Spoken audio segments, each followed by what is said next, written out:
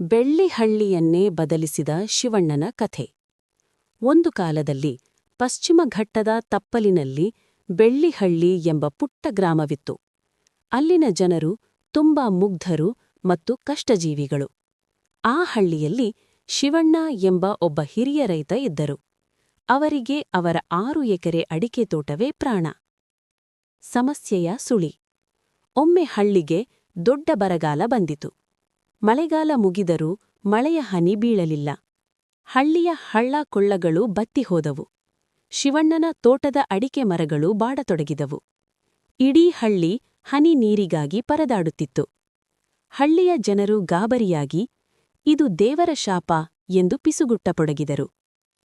ಆದರೆ ಶಿವಣ್ಣ ಧೃತಿಗೆಡಲಿಲ್ಲ. ಅವರು ಹಳ್ಳಿಯ ಯುವಕರನ್ನು ಕರೆದು ಒಂದು ಮಾತು ಹೇಳಿದರು.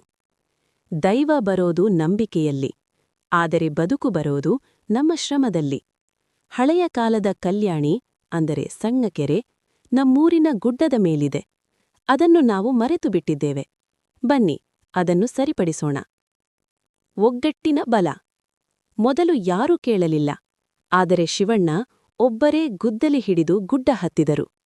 ಅವರ ಛಲ ಕಂಡು ಹಳ್ಳಿಯ ಯುವಕರು ಮತ್ತು ಉಳಿದ ರೈತರು ಕೈಜೋಡಿಸಿದರು. ಮೊದಲ ವಾರ ಹೂಳು ತುಂಬಿದ್ದ ಕಲ್ಯಾಣಿಯನ್ನು ಸ್ವಚ್ಛಗೊಳಿಸಿದರು. 2ನೇ ವಾರ ಕಾಡಿನಿಂದ ಹರಿದು ಬರುವ ಸಣ್ಣ ಸಣ್ಣ ನೀರಿನ ಹರಿವುಗಳನ್ನು ಕಲ್ಯಾಣಿಯತ್ತ ತಿರುಗಿಸಿದರು. 3ನೇ ವಾರ ಕಲ್ಯಾಣಿಯಲ್ಲಿ ನೀರು ಸಂಗ್ರಹವಾಗಲು ಶುರುವಾಯಿತು. ಬದಲಾದ ಹಳ್ಳಿ. ಅದ್ಭುತವೆಂದರೆ ಕೆಲವೇ ದಿನಗಳಲ್ಲಿ ಆ ಕಲ್ಯಾಣಿ ತುಂಬಿ ತುಳುಕಿತು.